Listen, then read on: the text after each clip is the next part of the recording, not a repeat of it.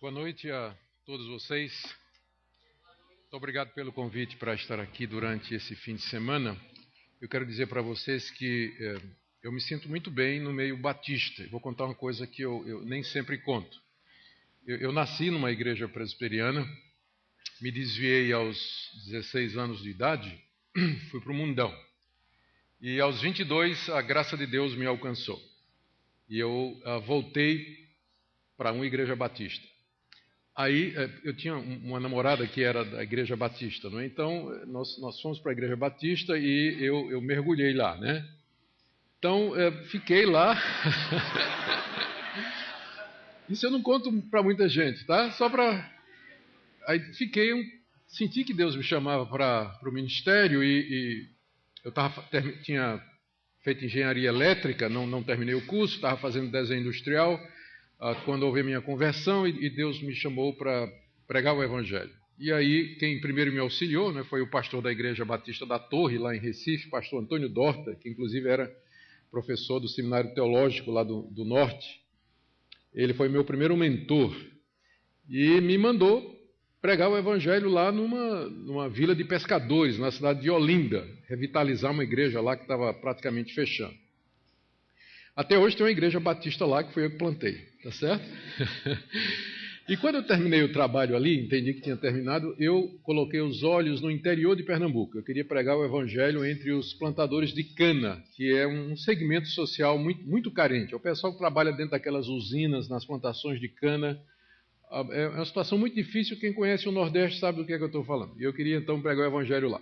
Aí o pastor Dorta disse, não, você vai ter que ir para o seminário. Eu disse, eu não vou perder tempo no seminário. Eu quero pregar o Evangelho e plantar uma igreja.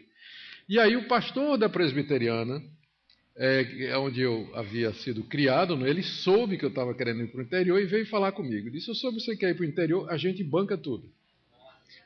Você vai pela igreja presbiteriana, nós vamos assumir e vamos dar condição de você fazer o trabalho. E aí eu apostatei, né? Voltei para a igreja presbiteriana. Então eu me dou muito bem no ambiente dos irmãos batistas, já tive uma experiência como batista, tenho muitos amigos e companheiros que são batistas, então me sinto muito à vontade também. Também me sinto à vontade com o pessoal da Assembleia, mas isso é outra história, outro dia, tá bom? Gente, o nosso tema é a suficiência e a autoridade das Escrituras. E eu quero dizer para vocês como é que eu pretendo desenvolver o tema. Eu vou fazer uma palestra sobre o tema no domingo. Creio que no domingo de manhã são 2 vezes, não é isso? Então, na segunda parte do domingo de manhã, eu vou falar sobre a confiabilidade e autoridade da Escritura, um estudo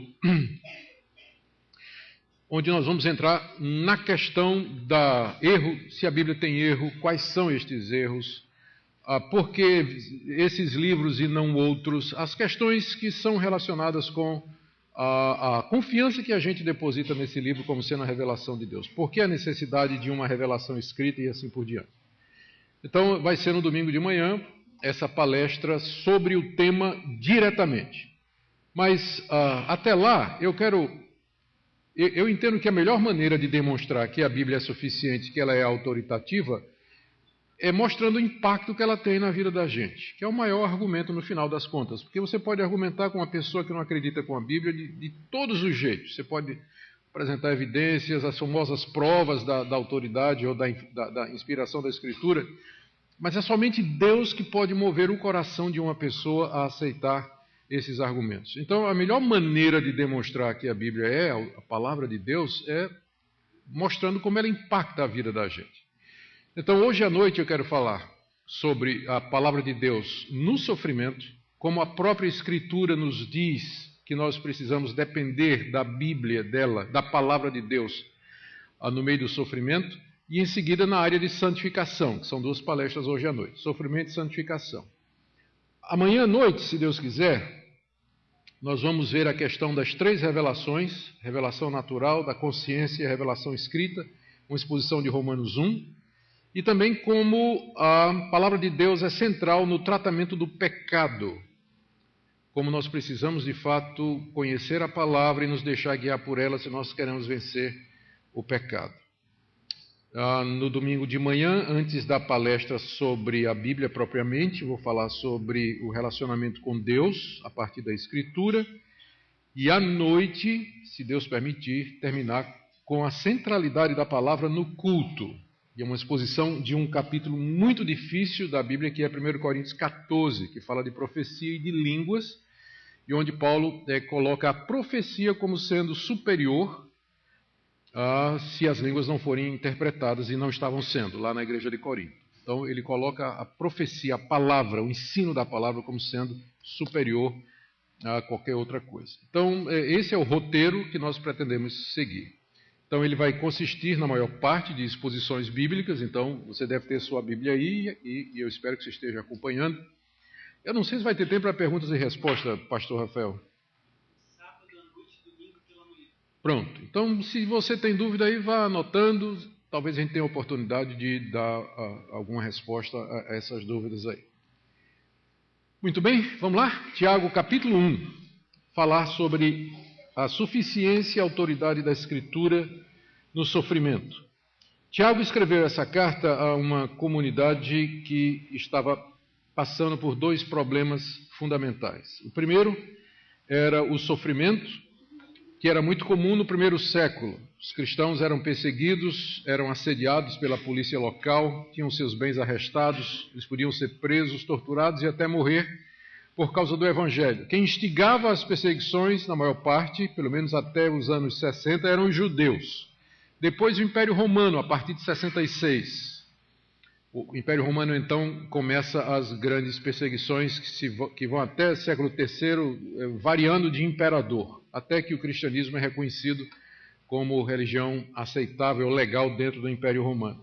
Mas ser cristão no primeiro século implicava em uma boa dose de sofrimento ou possibilidade de sofrimento. Tiago, então, escreve essa carta, primeiro, para ensinar os cristãos aos quais a carta se destina, de como eles deveriam enfrentar o sofrimento na vida deles. Portanto, é uma carta muito prática. Parecida com Tiago é a primeira de Pedro, que trata também, foi escrita também para uma comunidade sofredora. Então, você pode complementar a leitura de Tiago com a primeira de Pedro, onde tem muitas orientações sobre os cristãos que estão passando por sofrimento. E o segundo problema enfrentado pela comunidade, que estava relacionado com esse, era que a comunidade era imatura, apesar do suposto tempo decorrido desde a sua formação. A gente não tem certeza quem eram estes cristãos a quem a carta era destinada. O que sabemos é que eles provavelmente tinham origem judaica, eram judeus convertidos ao cristianismo, a julgar pela linguagem que Tiago usa aqui, algumas referências que ele faz e alguns referenciais que ele toma, que só fazem sentido se a sua audiência entendesse de judaísmo ou conhecesse o Antigo Testamento. Então a gente sabe que era, pelo menos é o que parece, uma comunidade de judeus, ou várias comunidades convertidas ao cristianismo, que estavam sendo perseguidas pelos patrícios, pelos próprios judeus, o que era muito comum. É só ler o livro de Atos e você vai ver isso. Mas o problema mais atrás é que eles eram, Tiago vai chamá-los de não praticantes da palavra de Deus. Eles não praticavam o que tinham aprendido. Por isso, quando chegava a hora da provação, em vez de reagir como cristãos, eles reagiam de uma forma muito parecida com o mundo. Curiosamente, esse é o tema do capítulo 4, que Tiago vai chamá-los de mundanos, né? vai acusá-los de mundanismo, de amor ao mundo. E a razão era essa, que eles não estavam praticando a palavra que já havia sido implantada ou pregada lá no meio deles.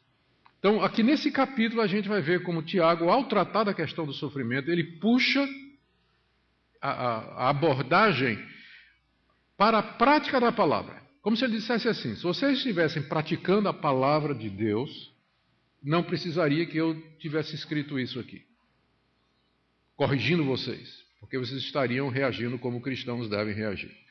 Eu creio que esse capítulo é muito relevante, porque embora não haja uma perseguição externa, física, né, no Ocidente, né, nas democracias modernas, mas outros tipos de sofrimentos aos quais o cristão está sujeito. Doenças, enfermidades, bullying, problemas psicológicos, um filho com problemas, problema no trabalho e problemas existenciais. Há tanta coisa que produz sofrimento na vida da gente que eu acredito que não há ninguém aqui que não possa aproveitar alguma coisa do que Tiago vai dizer aqui a respeito do sofrimento e da necessidade da prática da palavra de Deus. Bem, dito isso, vamos então à exposição de Tiago. A primeira parte do texto que nós vamos expor vai aí do verso 1 até o verso 20. Tiago coloca 5 ou 6 orientações para os seus leitores sobre como eles deveriam se comportar durante o sofrimento. E a segunda parte vai do verso 20 ao final, o verso 27, que é quando ele fala a respeito da necessidade da prática da palavra de Deus. Vamos ver os princípios que ele coloca aqui. No verso 1 você tem a introdução da carta. Tiago, servo de Deus e do Senhor Jesus Cristo, as 12 tribos que se encontram na dispersão, saudações. Aqui não há muita coisa a comentar. O Tiago aqui é o Tiago, provavelmente irmão carnal de Jesus. Está lá na lista de Marcos 6:3, onde você tem a relação dos irmãos de Jesus, que eram filhos de Maria e de José, enquanto que Jesus era filho só de Maria. Tiago não se apresenta como irmão de Jesus, não é? Ele se coloca simplesmente como servo de Deus e do Senhor Jesus Cristo. E o destinatário, os 12 tribos que se encontram na dispersão, saudações, era uma maneira, a linguagem judaica de se referir aos judeus que estavam na diáspora, fora de Jerusalém, morando em todas as partes do Império Romano. Primeira orientação, devemos encarar o sofrimento sempre como motivo de alegria. Verso 2, meus irmãos, tende por motivo de toda alegria passardes por várias provações, sabendo que a provação da vossa fé, uma vez confirmada, produz perseverança. Ora, a perseverança deve ter ação completa para que sejais perfeitos e íntegros e nada deficientes. Então, aqui no verso 2, Tiago está recomendando que eles considerassem as várias provações, os diversos tipos de provação que eles estavam enfrentando, como motivo de toda alegria. No grego, toda alegria é uma expressão que pode ser traduzida como exultação, gozo. É mais do que uma alegria superficial, mas uma alegria profunda. Então, não é que Tiago está dizendo que o cristão não pode dizer a Deus, está doendo, estou sofrendo, eu quase não aguento, mas é que no meio de todo esse processo, ele deveria considerar tudo aquilo com relação ao seu propósito final. E ao entender o propósito das provações, então aquilo que produz sofrimento deveria ser uma causa de uma alegria e de uma exultação completa, como ele diz no verso seguinte, sabendo, como é que eu vou ter toda a alegria? Sabendo que a provação da vossa fé, uma vez confirmada, produz perseverança. Eu considero então os sofrimentos como motivo de exultação, porque o sofrimento, na verdade, é uma prova da minha fé. Todo sofrimento vem para me provar. Ele não vem para me destruir, porque eu sou filho de Deus, reconciliado com Ele, já não há mais condenação nenhuma para quem está em Cristo Jesus. Então a dor, o sofrimento, a contrariedade, o que me atinge não é Deus com raiva de mim, mas Ele está provando a minha fé. E não tem outra maneira para Deus testar a fé. A palavra que é usada aqui como provar é um verbo no grego que é usado também para se referir à depuração de material precioso. Pegar o ouro, por exemplo, colocar no cadinho, no forno, até que ele derreta e aí as escórias entram em ebulição a certa temperatura, o outro em outra e aí separa, né? Então é só no cadinho da provação, na fornalha do sofrimento, que Deus vai separar a minha fé da dúvida, do temor, da incerteza, temores humanos, medo de morrer, medo do futuro. Então é só no fogo do sofrimento que Deus separa essas coisas. E o resultado é o que Tiago chama de perseverança. Está aí, final do verso 3, né? Que essas provas, elas produzem o resultado final, que é o que Deus quer para nós, perseverança. Perseverar é a capacidade de você continuar a crer em Deus quando tudo dá errado. Porque crer nele quando tudo vai bem, não é? Mas confiar em Deus quando Ele tira seu filho, tira seu emprego, tira seu namorado, tira sua namorada, tira sua saúde, tira a perspectiva do futuro, tira seu salário, tira seu carro. A lista é grande de ídolos, né? Que a gente, o ídolo aqui não é no sentido de que são coisas boas, mas que acabam sendo centrais na vida da gente, quando Deus é que devia ser o centro. Então, quando Ele tira isso, né? Então, a melhor história para isso é a de Jó. Né? Todo mundo conhece a história de Jó. Exatamente o que aconteceu com Jó. Deus tirou tudo de Jó. Era um teste. E no final, Jó perseverou. Ele reclamou, gemeu, amaldiçoou o dia que nasceu, mas ele permaneceu confiando em Deus. Ele não abandonou sua confiança em Deus. Então, no final, Jó teve motivo de toda alegria. Então, esse é o ponto aqui. Diante do sofrimento, o cristão tem que entender da perspectiva de Deus. Por que Deus quer que isso, ou por que Ele permite que isso me toque? A resposta é, Ele está provando a minha fé, está testando a minha fé. Para quê? Para que no final eu aprenda a ser perseverante, porque eu continue a amar a Deus não pelo que Ele me dá, mas pelo que Ele é. E que eu permaneça nisso, mesmo nas circunstâncias mais difíceis. E ele termina essa parte no verso 4 dizendo que a perseverança deve ter ação completa para que sejais perfeitos e íntegros em nada deficientes. Ou seja, a perseverança que Deus deseja é perfeita. Ela tem que ter ação completa e eu tenho que ser perfeito e íntegro, não tendo deficiência de nada. Esse é o alvo de Deus para a sua vida. Que você seja perfeito e íntegro, que você não tenha deficiência nenhuma no caráter cristão. Então, ele sempre está moldando o seu caráter. Sempre. Ele vai cortar aqui, vai serrar aqui, né, vai obturar aqui, vai meter a broca ali, e o padrão é Cristo. Então, é isso que ele vai fazer a sua vida toda. Se você me perguntar assim, qual é a vontade de Deus para a minha vida? Eu não sei os específicos, mas eu posso te dar o particular, aliás, o geral. A vontade de Deus para a sua vida é que você seja perfeito, íntegro, em nada deficiente. E para atingir esse objetivo, ele vai permitir o sofrimento, contrariedade, vai permitir a dor, momentos bons também, discipulado, edificação, crescimento, mas o sofrimento faz parte da escola da vida que Deus usa para produzir caráter cristão. Sabendo isso, olhe para a provação como motivo de toda a alegria de Tiago. Bom, isso na teoria é uma beleza, né? Agora, e na prática, quando a coisa vem? Tiago percebe. Você percebe uma mudança aqui, porque na sessão seguinte ele começa a falar de sabedoria. E veja o que ele diz. Verso 5. Se, porém, algum de vós necessita de sabedoria, peça a Deus que a todos dá liberalmente e nada lhes impropera e ser-lhe-á concedido. Peça, porém, com fé e nada duvidando, pois o que duvida é semelhante à onda do mar impelida e agitada pelo vento. Não supõe esse homem que alcançará do Senhor alguma coisa, homem de ânimo dobre, inconstante em todos os seus caminhos. Infelizmente, aí a separação entre o verso 4 e 5, com um negrito colocado pela sociedade bíblica, não deixa a gente perceber, ou pelo menos o leitor desatento, ele não vai perceber que Tiago não está começando um assunto novo. Ele está continuando. Ele terminou o verso 4 dizendo que Deus quer que nós em nada sejamos deficientes.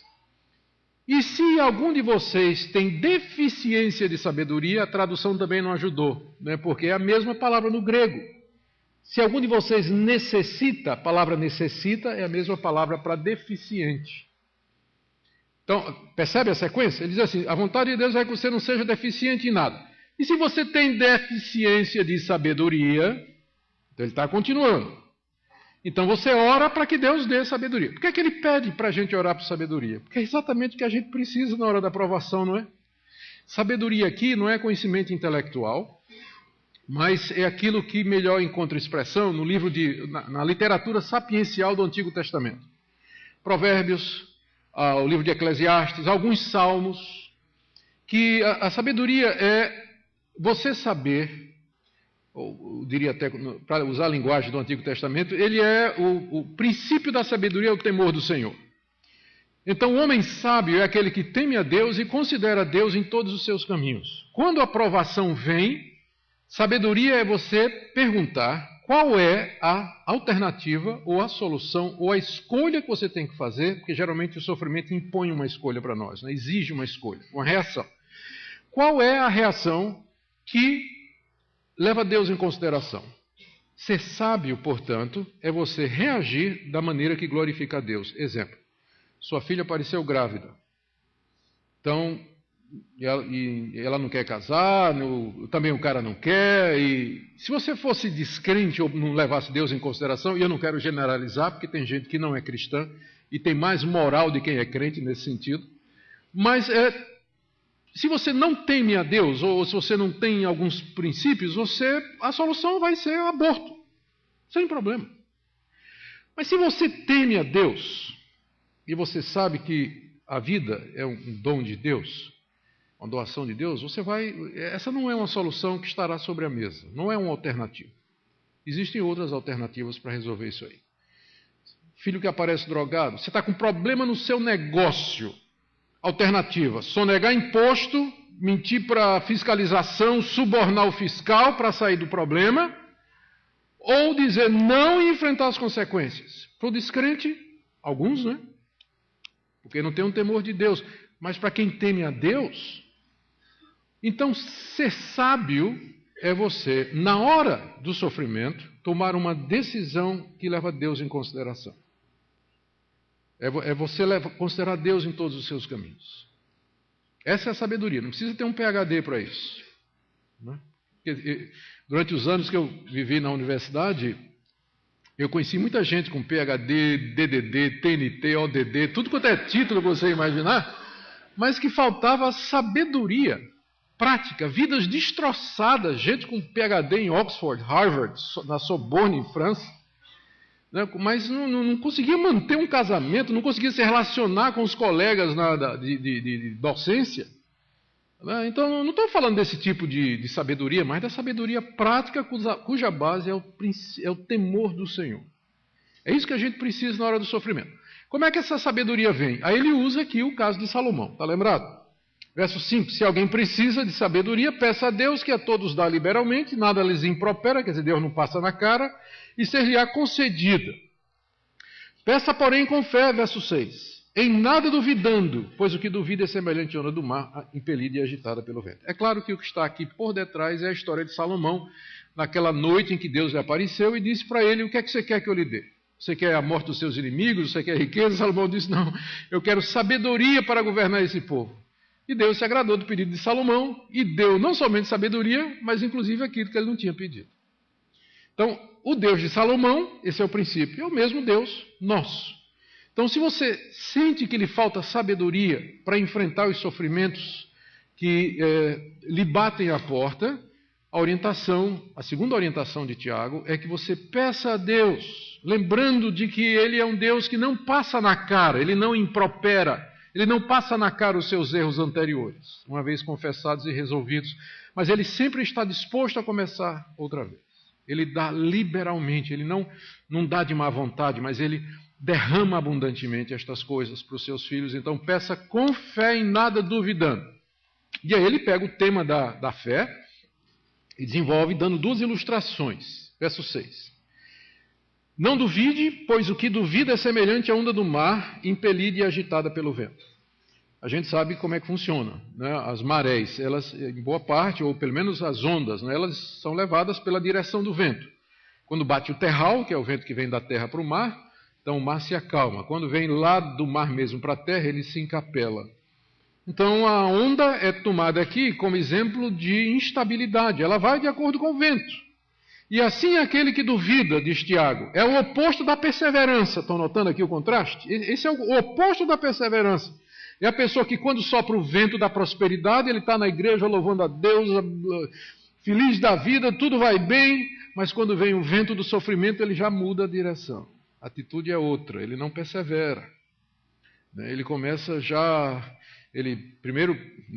primeira coisa, ele para de orar pelo pastor, segunda, para de dar o dízimo e dar a oferta, por fim, para de vir à igreja e, por fim, abandona qualquer confiança em Deus.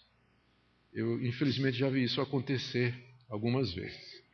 Então, o que duvida é um homem inconstante. E é isso que Deus quer curar em nós com o sofrimento. É isso que Ele quer curar. E a perseverança é o oposto disso. A outra comparação, ele adverte no verso 7, não suponha que esse homem vai alcançar do Senhor alguma coisa.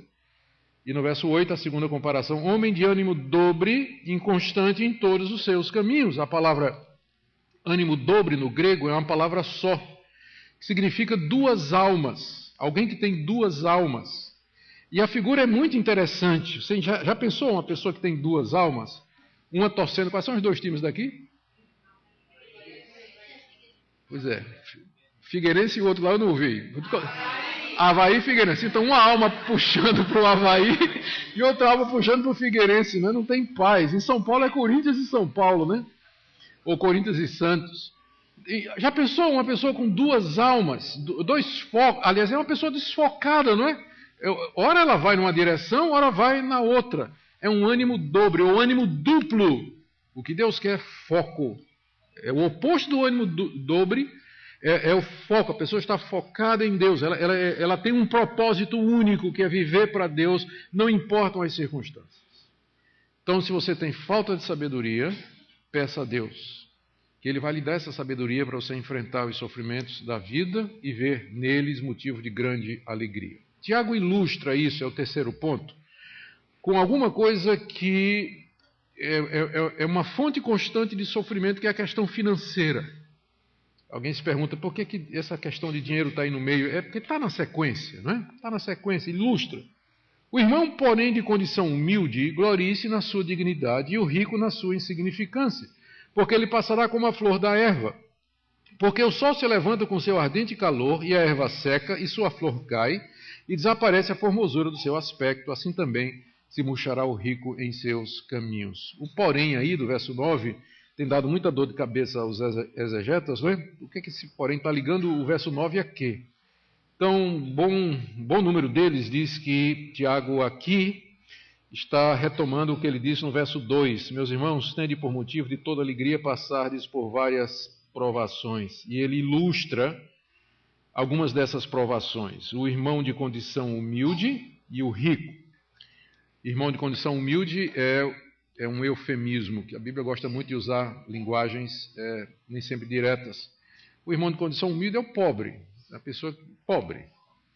Então ele está dizendo que o irmão pobre ele tem que se gloriar na sua dignidade, o que prova que você pode ser pobre e digno. Contra a teologia da prosperidade que é pregada nesse Brasil afora. Que você só tem dignidade, só tem valor se for próspero, e que Deus quer que todo mundo seja próspero financeiramente. Se Deus quer que todo mundo seja próspero financeiramente, por que é que Tiago disse que há dignidade na pobreza? Você pode ser pobre e digno. Digno. A dignidade, ela não está relacionada com a condição social ou a questão financeira. Isso é uma coisa que a gente precisa aprender. No capítulo 2, Tiago trata disso. Ele vai falar de você fazer acepção de pessoas baseada na riqueza e na aparência. O capítulo 2 trata dessa questão, mas ele já está adiantando aqui. Ele está dizendo que o irmão pobre, ele se glorie na sua dignidade. E ele vai falar dessa dignidade, como eu disse no capítulo 2, no verso 4, aliás, verso 5, meus irmãos, não escolheu Deus os que para o mundo são pobres, para serem ricos em fé e herdeiros do reino que ele prometeu aos que o amam? Eu não estou dizendo aqui que você se contente com ser pobre. Se Deus lhe der a oportunidade, trabalhe, aproveite a oportunidade, vá em frente, estude, e Deus lhe abençoe, seja abençoado e próspero. Mas nem sempre isso é dado a todo mundo. A gente sabe que situação financeira boa, às vezes é uma questão, aliás, boa parte das vezes é questão de circunstância. Que as portas se abriram, você teve oportunidade, você teve saúde, você teve educação, você nasceu num lar que lhe deu essa situação, você nasceu num país onde isso era possível. Então, é uma série de fatores externos e mérito, no fim, acaba sendo uma coisa muito pequena, não é? Necessária, mas no fim, na soma, o mérito pessoal, se você fizer a conta, ele acaba quase que não sendo essas coisas todas. Então, há uma dignidade aí, no pobre, honesto, temente a Deus, e justo e reto, né? Então, se glorie nisso aí, quando vier a pobreza que traz muito sofrimento. Traz muito sofrimento. E o rico, diz Tiago aqui, ele tem que se gloriar na sua insignificância. É outra coisa, a riqueza ela é temporária, ela é provisória. E você tem hoje e não tem amanhã. Há casos recentes que a gente pode contar. O que a gente conhece mais recente é o de Collor, né? Que da noite para o dia fez com que muita gente passasse da categoria de rico para pobre, né? Ou o que aconteceu na Bolsa dos Estados Unidos há 6 anos atrás, 5, 6 anos atrás, a questão dos preços das moradias dos Estados Unidos. Gente que foi dormir com uma mansão valendo $1 milhão, acordou com a mansão valendo $50 mil. O estouro da bolha imobiliária dos Estados Unidos. Então, todas estas coisas a gente tem hoje e não tem amanhã. Agora imagine se seu relacionamento com Deus vai depender do extrato da sua conta bancária, ou do saldo dos seus investimentos, ou do que você tem em termos de dinheiro. Então vai ser altos e baixos. E mesmo que não oscile tanto quando a economia está segura, ainda assim não é a âncora correta. É isso que Tiago está dizendo. Ricos e pobres, não se deixem levar pela alternância da situação financeira. Porque um dia você tem, outro você não tem. Hoje você está bem, amanhã você não está. Num dia você perde tudo. Você pode perder o que você tem. Então, se você coloca sua confiança em dinheiro, se você pensa no futuro e seu descanso é que você tem alguma coisa, então Tiago diz aqui está errado. Você tem, na verdade, é que depender de Deus e confiar nele. Não deixar que a alternância da situação financeira faça com que você seja uma pessoa de ânimo dobre, como a onda do mar, levada de um lado para o outro, pelos ventos da economia ou de qualquer outra coisa. O quarto ponto aqui, do verso 12 até o verso 15, tem a ver com uma distinção muito importante entre provação e tentação. É uma pergunta que muita gente se faz. Como é que eu sei a diferença quando é Deus que está me provando ou o diabo me tentando, ou meu coração me tentando, né? Tiago antecipa essa questão aqui no verso 12 em diante. Bem-aventurado o homem que suporta com perseverança a provação, porque depois de ter sido aprovado receberá a coroa da vida, a qual o Senhor prometeu aos que o amam. Ninguém ao ser tentado diga, sou tentado por Deus. Porque Deus não pode ser tentado pelo mal e ele mesmo a ninguém tenta. Ao contrário, cada um é tentado pela sua própria cobiça quando esta o atrai e seduz. Então a cobiça, depois de haver concebido, dá luz o pecado, e o pecado, uma vez consumado, gera morte. Não vos enganeis, meus amados irmãos. Continuando. Toda boa dádiva e todo dom perfeito são lá do alto, descendo do Pai das luzes, em quem não pode existir variação, sombra de mudança. Pois segundo o seu querer, ele nos gerou pela palavra da verdade. Aqui ele já começa a sinalizar que vai mudar de assunto, né? Porque ele traz a questão, o assunto da palavra, que é o nosso assunto. Tá? Daqui para frente vai ser isso aqui. Segundo o seu querer, ele nos gerou pela palavra da verdade, para que fôssemos como que primícias das suas criaturas. Um pouquinho mais atrás, então. Aqui no verso 12, ele pronuncia uma bem-aventurança para aquela pessoa que é provada. Bem-aventurado o homem que suporta com perseverança a provação. Por que é bem-aventurada a pessoa que suporta com perseverança a provação? Notou a palavra perseverança aí, de volta, né? Ela tinha aparecido lá no verso 3 e verso 4, agora ela volta, mostrando que Tiago ainda está no mesmo raciocínio, ainda está trabalhando no mesmo tempo.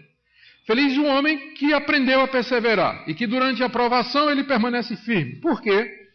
Porque depois de ter sido aprovado, já que o sofrimento ele é geralmente um teste, como nós falamos, depois que ele é aprovado nesse teste, ele vai receber a recompensa, que é a coroa da vida, ou a vida como coroa, a vida eterna como coroa, como coroamento de tudo isso, a qual o Senhor prometeu aos que o amam, porque são aqueles que o amam que vão perseverar e que vão ser aprovados quando o teste vier. Então aqui a gente vê qual é o propósito de Deus e a intenção dele. A provação é um método pelo qual Deus testa os nossos corações e tem como objetivo nos aprovar. Eu, quando voltei dos Estados Unidos em 95, né, com o doutorado em teologia, fui dar aula no seminário, e você sabe como é um doutor fresquinho, né? Ele pensa que sabe de tudo, né? É o dono da verdade, né? Quem convive num ambiente acadêmico sabe como é isso aí. E eu era esse doutor recém-formado, né? E aí então eu coloquei um propósito no meu coração. Eu disse, eu vou fazer as provas no seminário tão difíceis que eu vou botar para fora todo aluno ruim. Se o cara for ruim, ele está fora, ele vai ser reprovado. Porque para ser pastor tem que ser top. Né? Tem que ser top. Então, se ele não passar, está no pau. Eu não vou ter misericórdia nenhuma. Né? E aí eu era o terror da turma. Quando era segunda-feira eu anunciava, sexta-feira vai ter prova. Era terrível o sofrimento daqueles alunos, até hoje eu me lembro do choro e do ranger de dentes. Mas aí, então eu fazia prova para reprovar mesmo, eu queria reprovar. Mas aí vieram os 4 filhos. E aí, 4 filhos mudam a perspectiva de uma pessoa. E eu continuo sendo tão exigente quanto eu era antes, há 15 anos atrás.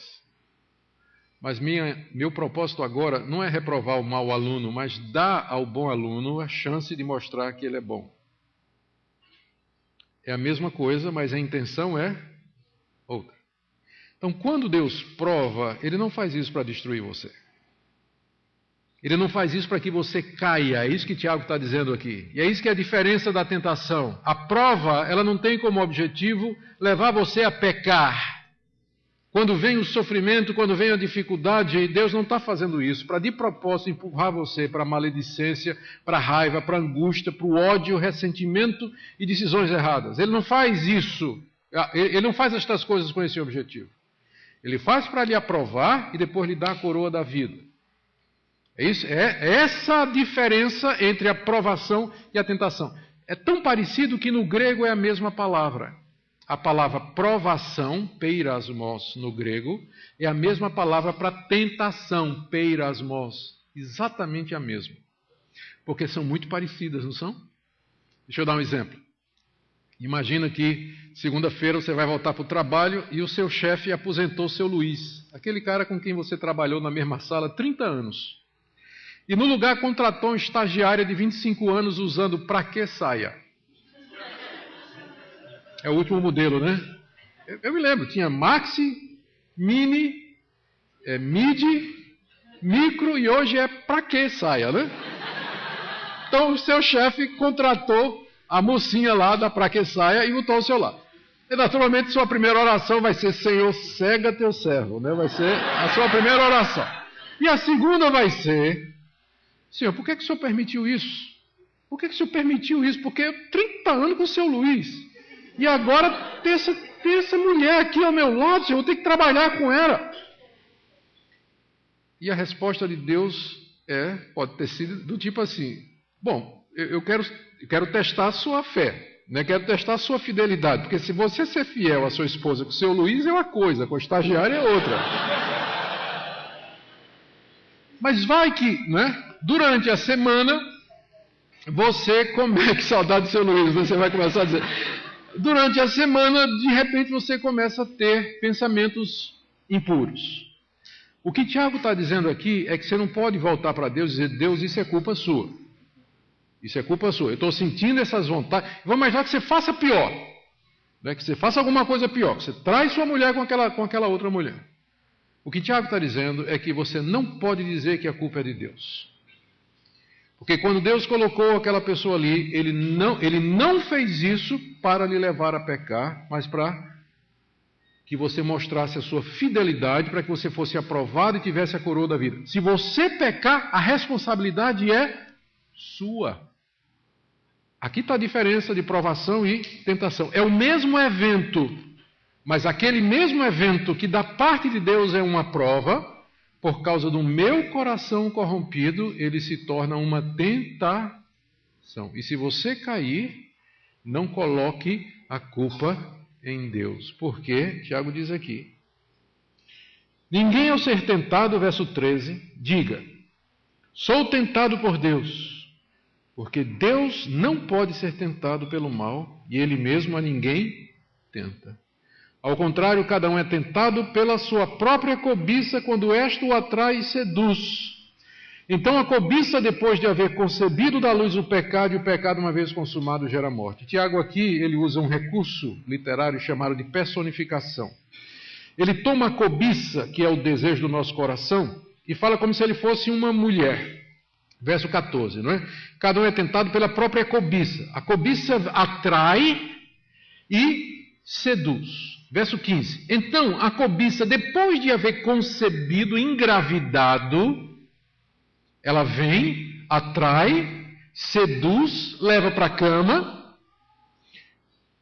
ela engravida e ela, verso 15, dá à luz o pecado. Sabe então o que é pecado? Pecado é quando você cedeu à sua própria cobiça. Você engravida a cobiça, ela fica grávida e o fruto da união entre a sua vontade e a tentação é o pecado. E quando o pecado é gerado, aliás, quando o pecado é consumado, quando ele nasce, o que é que ele gera? Como Paulo disse, o salário do pecado é a... E quem é que ele mata? Você, o pai. É o filho que quando nasce mata o pai, né? Não é isso? Então, Tiago aqui personifica a cobiça, escrevendo um pequeno drama aqui, não é?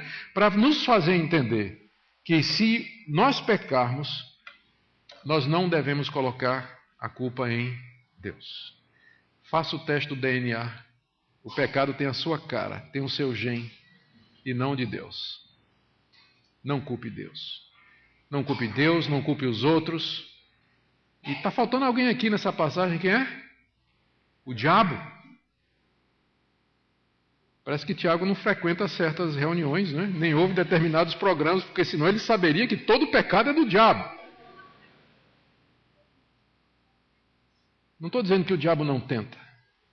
Eu estou dizendo que ele não precisa do diabo para pecar. A prova está aqui.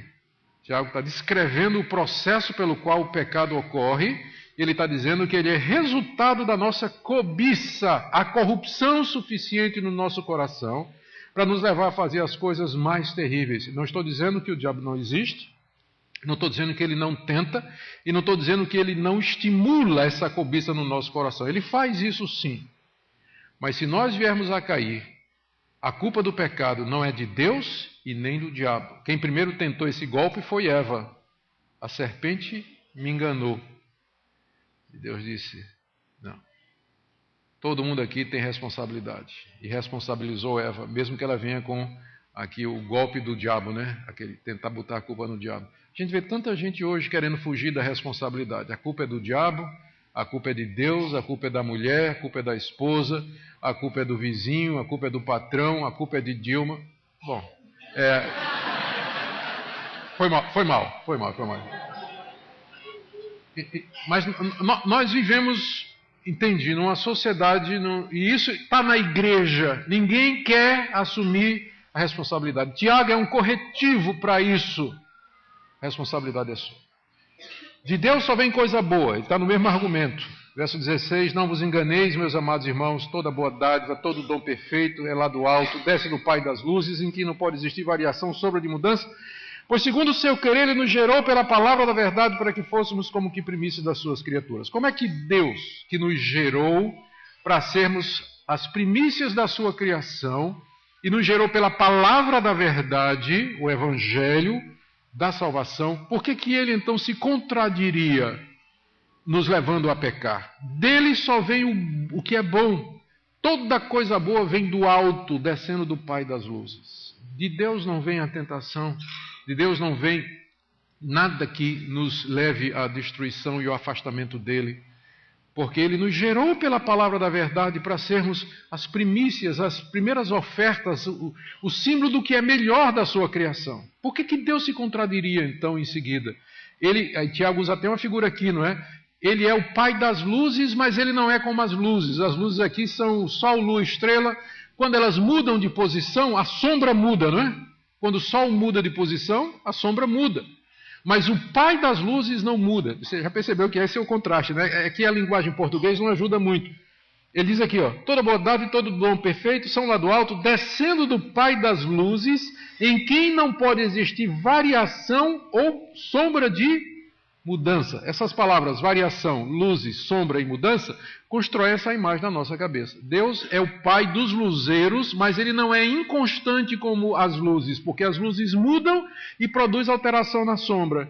Mas o propósito de Deus é sempre o mesmo, nos abençoar, porque ele já nos gerou pela palavra da verdade. Por que ele nos tentaria ao pecado? Por que ele nos empurraria ao pecado? E a conclusão é a mesma. Não coloque a culpa em Deus.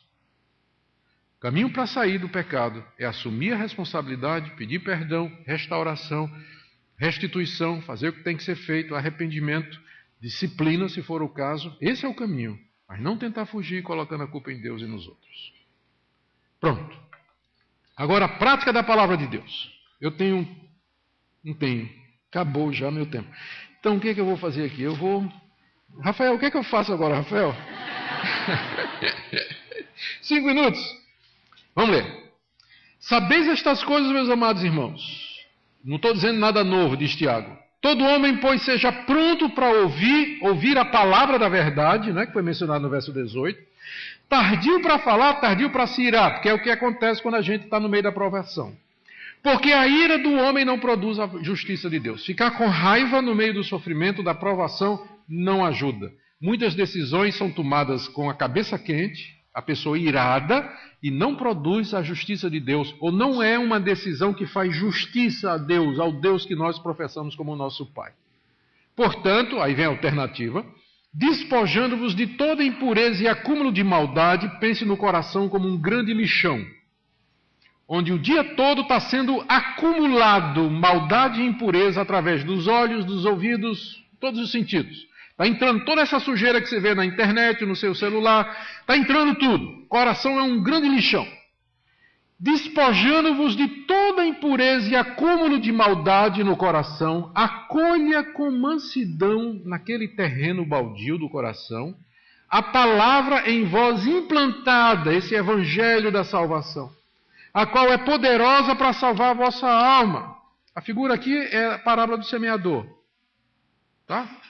Lembra dos corações comparado aos terrenos? Tiago diz, olha, a palavra de Deus já foi pregada, vocês já ouviram a palavra da verdade, verso 18. A palavra da verdade que gerou vocês, ela já foi implantada no seu coração. Mas você tem que deixar ela crescer. Então você tem que se despojar de todo o acúmulo de maldade e sujeira no seu coração, porque senão ela não cresce, a gente sabe disso. Não cresce, ela sufoca. Essa palavra é poderosa para salvar vocês. Portanto, verso 22, tornai-vos praticantes dessa palavra, e não somente ouvintes, enganando-vos a vós mesmos. Porque se alguém é ouvinte da palavra e não praticante, assemelha-se ao homem que contempla no espelho o seu rosto natural, pois assim mesmo se contempla e se retira e para logo se esquece de como era a sua aparência. Amanhã de manhã você vai acordar, vai no banheiro, vai olhar sua cara no espelho e está aquela desgraça, né? Cabelo desarrumado, batom, tem remela nos olhos, você conhece essa expressão? Remela nos olhos, né? Baba pelo canto da boca, aquela bagaceira toda. Aí você olha para o espelho, vê o espelho, diz a você o que está errado, e o que é que você faz? Você simplesmente escova os dentes, vira as costas e vai embora? Não. Entenderam a comparação? Enquanto eu estou falando aqui, a palavra que está sendo pregada, ela é espelho da alma de vocês, e o Espírito Santo está comparando o padrão bíblico aqui com sua vida. Se você está me seguindo, você está interagindo, né? Onde é que eu me encaixo nisso? O que é que isso tem a ver comigo? Será que eu sou assim? Você está? Então a Bíblia, ela funciona, a palavra de Deus funciona como espelho. Se você sair daqui e você for para casa e você não praticar o que você aprendeu aqui, se você não colocar em prática nada do que Deus lhe disse nessa noite, você é como um homem que olha no espelho o seu rosto natural, se vira e vai embora e logo se esquece. Não adianta nada. Agora nós chegamos na raiz do problema daquela igreja. Por que que Tiago tem que dizer tudo isso para eles? Vocês já sabem estas coisas, meus amados irmãos. É isso que ele diz aqui?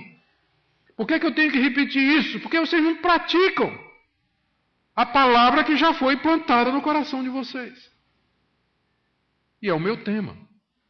O que Tiago está dizendo, puxando para o tema, é que se você deixar que a palavra de Deus molde a sua vida, lhe dê direção, se ela é suficiente e autoritativa na sua vida, você vai estar pronto para enfrentar as dificuldades, os sofrimentos, os desafios, quando eles baterem a sua porta.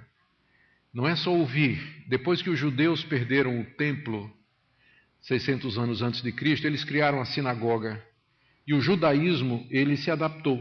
Ele deixou de ser a religião de sacrifício, centrado no altar do templo, e passou a girar em torno da sinagoga na leitura da palavra. Esses leitores aqui eram judeus. Entre os rabinos está dito que ouvir a lei equivale a sacrifícios.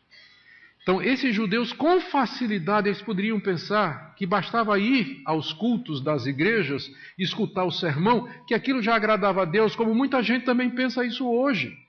Que cristianismo se reside nisso, você frequentar uma igreja, participar dos cultos, ouvir o sermão, vir para os eventos.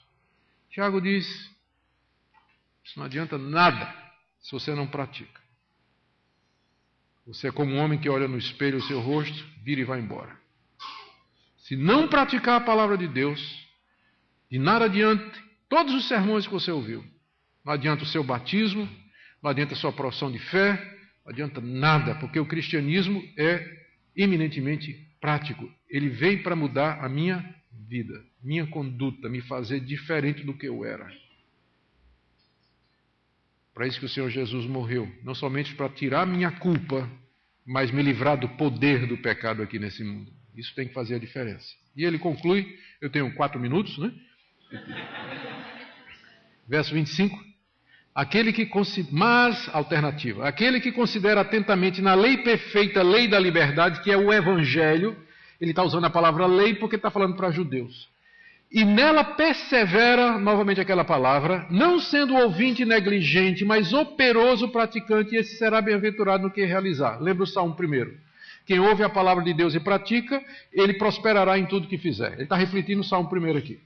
Verso 26. Se alguém pensa ser religioso, deixando de refrear a língua, antes enganando o próprio coração, sua religião é vã, religião pura e sem mácula para com nosso Deus e Pai é esta, visitar os órfãos e as viúvas nas suas tribulações, e assim mesmo guardar-se incontaminado do mundo. Ele termina com um teste aqui, para saber se a sua religião é verdadeira ou não. Se você guarda a palavra de Deus ou não. E o teste aqui é a língua. É interessante, né? Ele diz assim, se alguém pensa que é religioso, ou seja, se alguém acha que é cristão, né? Porque a palavra religião, a essa altura aqui, não tinha um conceito pejorativo, como tem hoje. Mas se referia ao cristianismo. Né? Então, se alguém acha que é cristão, é esse o sentido. Se alguém acha que é cristão, mas não refreia a língua, então ele está enganado. Ele não é cristão. Por que Tiago coloca a língua, o controle da língua como um teste? É muito simples. Se o seu cristianismo não é suficiente para dominar uma coisa pequena como é a língua, como é que vai dominar as grandes paixões da vida? Se ele não domina o menor, não domina o maior. Se não mudou o menor, não mudou o maior. É um argumento do menor para o maior que Tiago está usando aqui. Né? Argumento muito comum em lógica. Então, o teste que ele coloca é esse aqui. E é interessante que ele colocou exatamente a língua. Como eu disse, eu estive na igreja batista e observei uma coisa. Que no batismo batista e no batismo presbiteriano só tem um órgão que nunca é batizado. A língua. Não é? Se você mergulha o sujeito, ele está de boca fechada. E se você derrama água, a não ser que você diga, estira a língua e pinga as gotinhas. Não é? Ou então manda fazer gargarejo embaixo d'água. A língua nunca é batizada. Não é verdade? É uma brincadeira, mas apenas para ilustrar a crucialidade. Como o Tiago escolheu bem, ele foi no ponto. Porque a boca fala do que está cheio o coração. Mentiroso, fofoqueiro, caluniador, palavrão, palavra chula, palavra obscena, imoralidade, agressão, palavra que fere, que destrói.